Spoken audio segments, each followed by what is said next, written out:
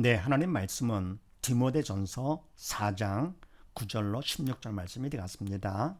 각자 먼저 문답식으로 해보시고 그리고 해설을 듣고 자기가 한 것을 확인하신 후에 매일 가정 예배 그리고 주일 예배를 드리시기 바랍니다.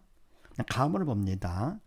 지지 명령 성경 공식으로 산자와 죽은 자 구분하고 또 반대로 확인하기.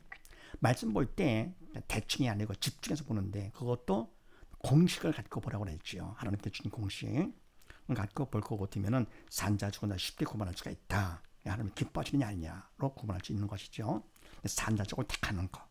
자, 그렇게 하시고 10절 말씀에서 우리 소망을 살아계신 하나님께 두미니 기뻐하십니까? 기뻐하시죠. 따라서 이거는 산자가 된다.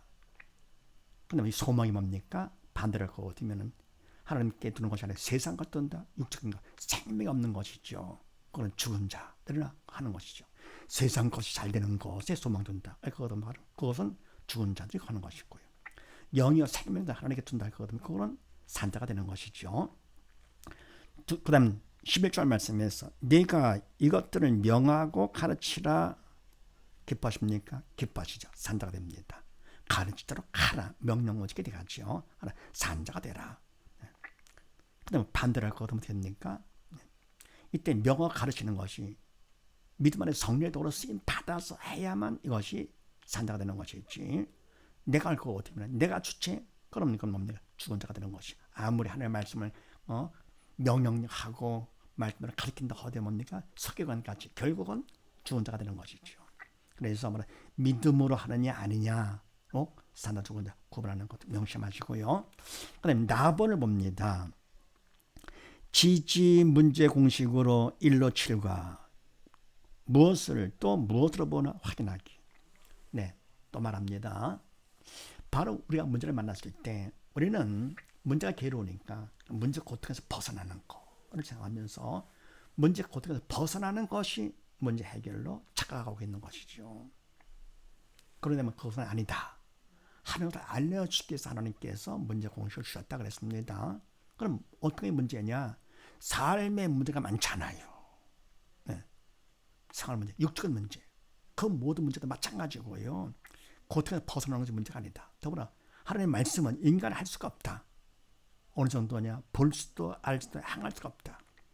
그러니까 영적인 말씀이기 때문에 영이신 성령께서만이 할 수가 있는 것이죠.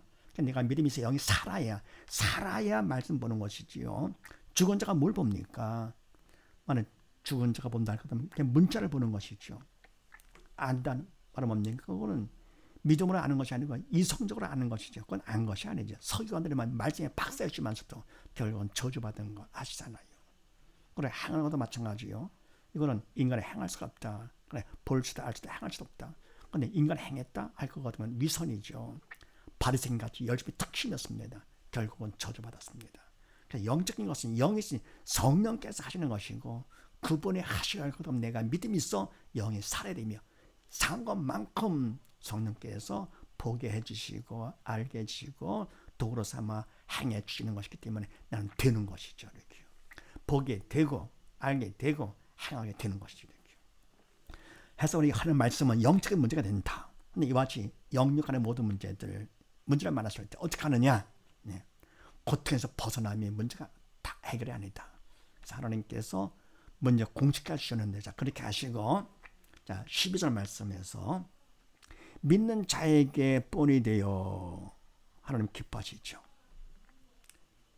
믿는 자에 본 되는 거니까 산자가 되겠죠. 인간이 할 수 있습니까? 할 수가 없지요. 믿음이 있어 성령의 도구로 쓰임 받아야 믿는 자에게 본이 되는 것이죠. 인간적으로 했다 할 거든 그러면 위선이 되는 것이고요. 위해시키 되는 것이죠. 죄만 짓는 것이죠. 더불어 13절 말씀에서 가르치는 것에 창념하라 명령 오시겠네요. 산자가 되겠죠. 창념하라, 네, 집착하라, 네, 전념하라 그런 얘기죠. 그럼 가르치는 것 이게 뭡니까? 이거는 믿음이 있어 성령의 도구로 쓰임 받아서 가르치게 되는 것에 집착하는 것이죠. 그래서 산자가 되는 것인데 바로 내가 합니다. 하나님의 말씀을 내가 가르칩니다. 그냥 유식하게 재미있게 잘합니다. 그러는 내가 할 것 같으면 결국은 뭡니까? 믿음으로 조차하지 않은 모든 것이 죄가 된다. 그래서 결국은 죄만 짓는 것이요. 주의 일은 그래서 함부로 하는 것이 아니죠. 왜냐하면 주의 일은 영적 일이기 때문에 영이신 성령께서 하셔야 되는 것이죠. 인간할 거 얻으면 결국 뭡니까? 그거는 겉으로 하는 헝거같이 보이지만은 하나님께서 중심을 보시기 때문에 그건 유해시키게 되면서요. 오히려 죄만 짓는 것이죠. 믿음으로 조차하지 않은 모든 것이 죄니라 그랬습니다. 결국은 사단의 도구로 쓰임 받는 것이기 때문에 우리 인간은 육이라서 인간은 절대로 주체가 될 수가 없다 그랬습니다. 내 그림자가 있을 때 내 그림자가 혼자 막 움직입니까? 못하죠.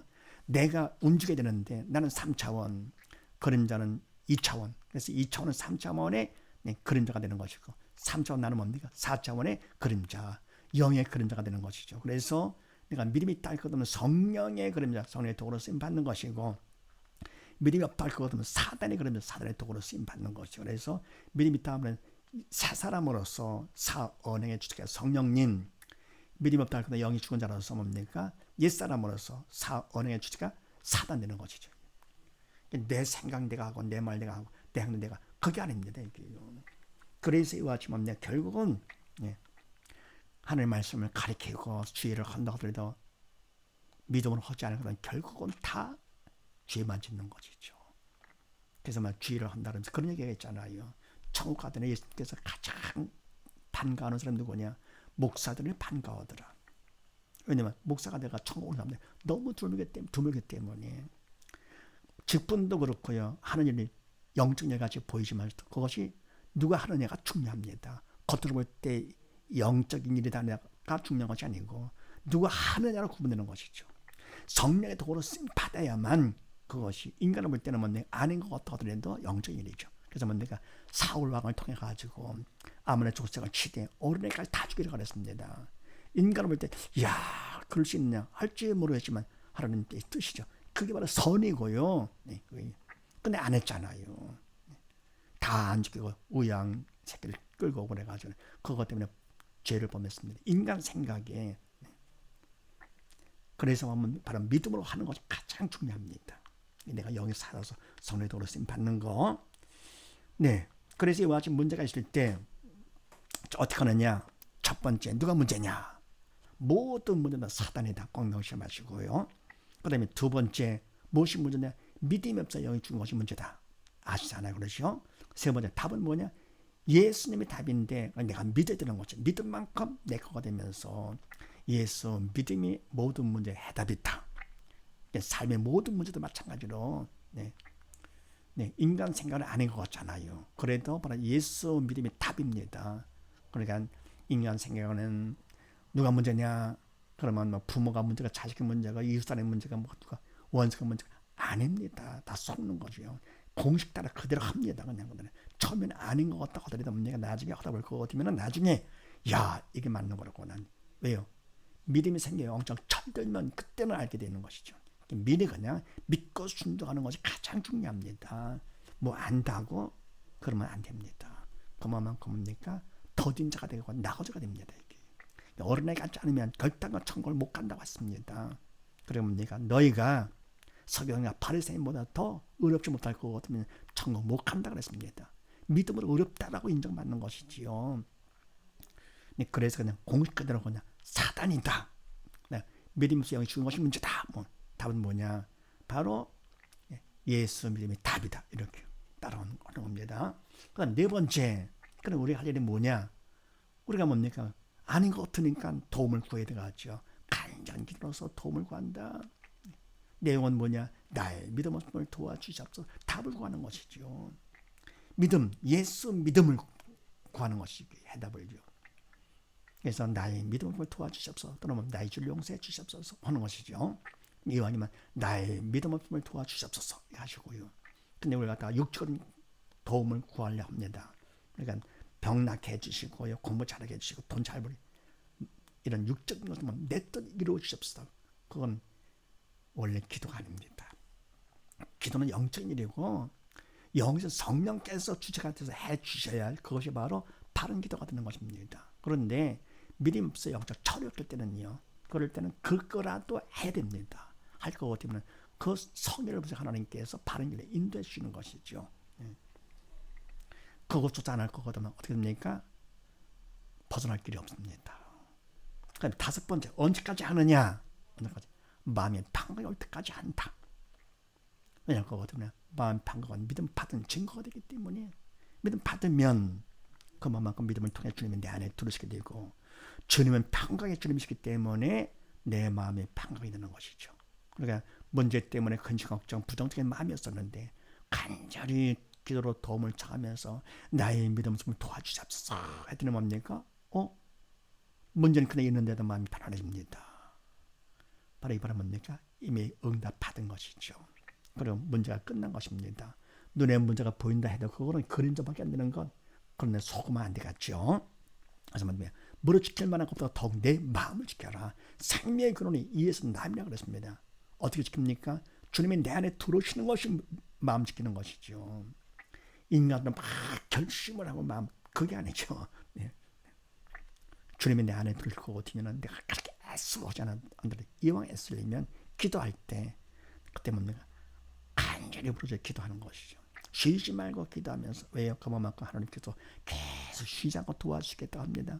그만큼은 도움이 필요하고요. 더불어 문제가 심각하기 때문에 간절히 부르짖는 기도. 너는 내가 부르짖어라. 네. 그럼 응답해 주신다 그랬고요. 그거 비밀은까지 보여주신다 그랬습니다. 얼마나 감사합니까? 그래서 이왕 하는 건 간절히 마음을 다해서 정성을 다해가지고 뭘 하더라도 뭡니까?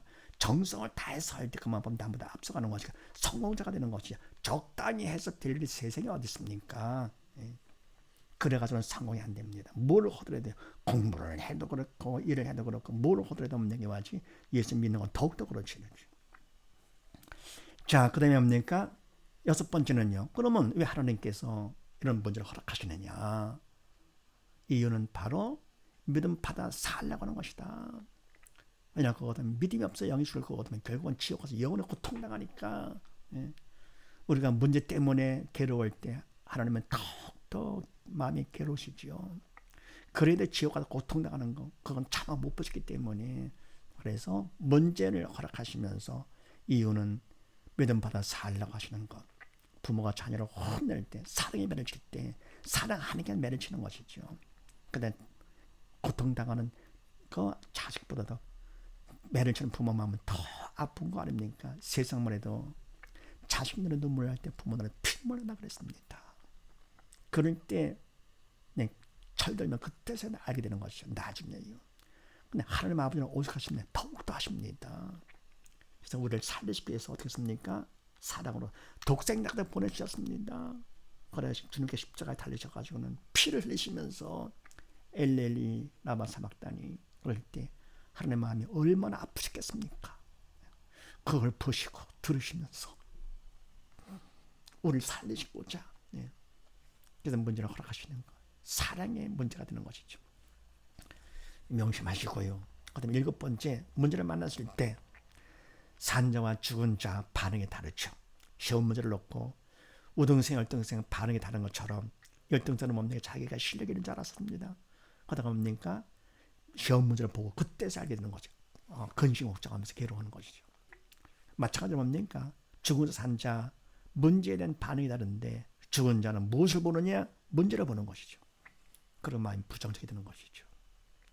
반해서 산 자는 무엇을 보느냐? 문제를 허락하신 하나님을 봅니다. 하나님은 좋으신 분이기 때문에 문제가 없고 근심 걱정하지 않게 되는 것이죠. 더불어 무엇을 보느냐? 죽은 자는 문제가 있을 때 문제를 본다 그랬습니다. 보면서 근심 걱정. 믿음에서 영이 죽었기 때문에 영적인 것은 모르고요. 눈에 보는 문제가 다인 줄 알지. 문제만 보면서 괴로워하는 것이죠. 근데 뭡니까? 무엇으로 보느냐? 문제를 문제로 보는데 문제는 문제가 아니라 문제를 문제로 보는 믿음이 없는 내가 문제다.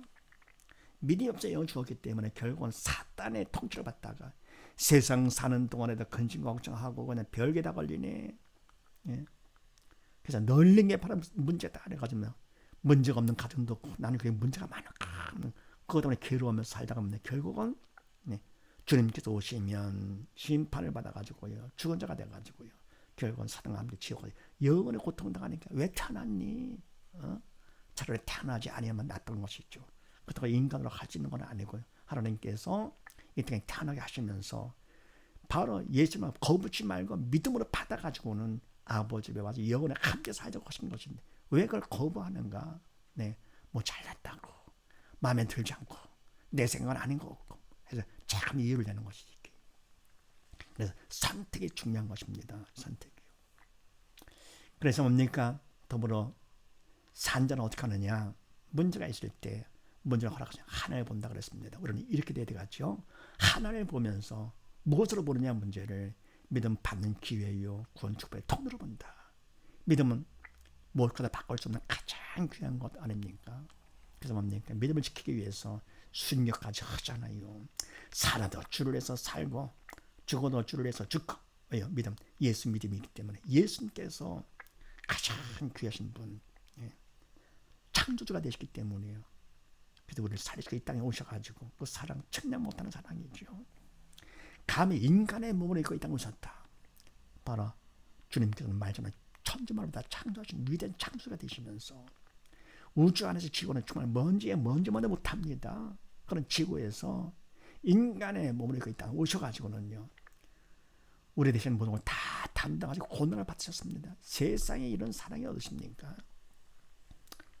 이런 사랑까지 주시면서 우리가 뭡니까? 살기를 원하시는 것이죠. 그래서 믿음 받는 기회요. 구원 축복의 통로로 본다. 믿음 받으면 그만큼 지옥 대신 천국에 구원 받는 기회가 되는 것이죠. 그래서 이와 같이 믿음 있는 사람들은 영적 철들었기 때문에 문제까지는 모두 다 범사에 집어넣어가지고 범사에 감사하며 살게 되는 것이죠. 우리는 믿음이 있기 때문에 감사가 되죠. 항상 기뻐지죠. 네. 그러면 뭡니까? 마음이 기쁘고 즐거우니까 버는 것도 다 좋게 보이고 들리는 것도 다 좋게 들리고요. 그래서 뭡니까? 그러잖아요. 보고 듣는 것은 눈과 귀로 보고 듣는 것이 아니고 마음으로 보고 듣는 것이다. 눈과 귀는 뭐냐? 마음의 창이다. 마음이 기쁘면 다 좋게 보고 들리고 마음이 안 좋으면 부정적이면 어떻게 합니까? 더 반대로 보이는 것이지. 그래서 마음의 창이다. 그러니까 마음이 기쁘니까 뭡니까? 주님이 내 안에 들어오셔가지고 물을 지킬 만한 것보다 더욱 내 마음을 지켜라. 생명의 근원이 예수님이고 마음이 기쁘니까 모든 게 다 기쁘고 하다가 주님께서 오셔가지고 심판을 면해가지고 아버지 집에 가서 산다. 이야, 참 이게 보통 복이 아니지. 그래서 이와 같이 믿음 있는 사람들은 바로 모두 다 기쁨으로 살게 되는 것인데 그러게 하기 위해서 하나님께서 문제 공식까지 주신 것입니다. 그럼 쉽게 짧은 시간 낭비하지 않고 그럼 노력도 낭비하지 않고 그대로 해가지고는 쉽게 뭡니까? 자꾸 반복을 해가지고는 무식함이 막 나오면서 말씀을 물론이고 삶의 문제를 다 정복할 수 있는 것이죠. 자립할 수 있습니다. 짧은 시간에요. 그러니까 내가 얼마만큼 하느냐에 달려있는 것이죠. 그러면서 문제나 고통받는 사람들한테 신앙 상담, 문제 공식을 가르쳐주면서 해가지고 산자가 되게 할 거거든요. 하나님이 가장 기뻐하시죠. 천하보다 귀한 영혼이기 때문에 천하보다 귀한 일을 한 것이죠. 자, 그래서 이와 같이 문제가 있을 때 하나님 보는 걸 명심하시고 믿음 받는 기회 삼는 거. 다음을 봅니다. 믿음 받기 1로 5와 주체에 따라 믿음 구분하고 하나님의 법칙 확인하기. 네, 믿음 받기 방법도 주셨습니다. 믿음 받는 방법도요. 얼마나 감사한 일인가. 네, 그렇게 아시고 15절 말씀에서 너의 진보를 모든 사람에게 나타나게 하라. 명령 공식이네요. 산자가 되는 것이죠. 이때 바로 진보는 뭡니까? 네, 너의 발전, 영적인 발전이죠. 믿음의 발전이죠. 산자가 되는 것이고, 근데 이거는 믿음이 있어야 되는 것이라 이거는 인간할 수 없지요. 믿음이 필요하다. 16절 말씀에는요, 내게 듣는 자를 구원하리라. 하나님 기뻐하시죠. 이것도 뭐냐면 듣는 자. 내가 듣게 하는 것은 안 되죠. 믿음이 있어서 성령께서 나를 두고 삼아 듣게 하심으로써 그래서 그 구원받게 되는 것이죠. 믿음이 필요한 거. 자, 그러면 믿음을 받아야 되겠는데, 자, 믿음 받기 어떻게 하느냐? 첫 번째, 선택을 잘해라. 하나님 뜻인 말씀, 생명의 말씀을 선택을 하고, 두 번째는요, 인간으로 최선을 다해 서기를 보여라. 신문으로 걷게 하신다. 세 번째는요, 도움이 필요하죠. 간절하게 도움을 청한다. 네 번째요. 그래서 충성을 하면 다섯 번째, 충성만큼 이미 주신 믿음을 받게 된다. 아시잖아요. 선택, 말씀. 두 번째, 성의. 인간으로 최선을 다해서 성의. 그다음 세 번째, 하나님께로 도움을 청하고, 네 번째, 청성을 하면 다섯 번째, 청성만큼 이미 주신 믿음을 받게 된다. 해서 믿음 받은 것만큼 내가 산자가 되는 것이죠. 이렇게요. 그래서 이와 같이 말씀을 통해서 산자적으로 택하고, 문제를 통해서 믿음 받는 기회 삼고, 믿음 받기 방법과 주셔가지고 모두 다 살기를 원하는 하나님, 이와 같이 우리 모두 믿음 받아 산자가 되어서 함께 아버지 집에 가서 영원히 함께 사는 우리 모두 다 되십시다. 감사합니다.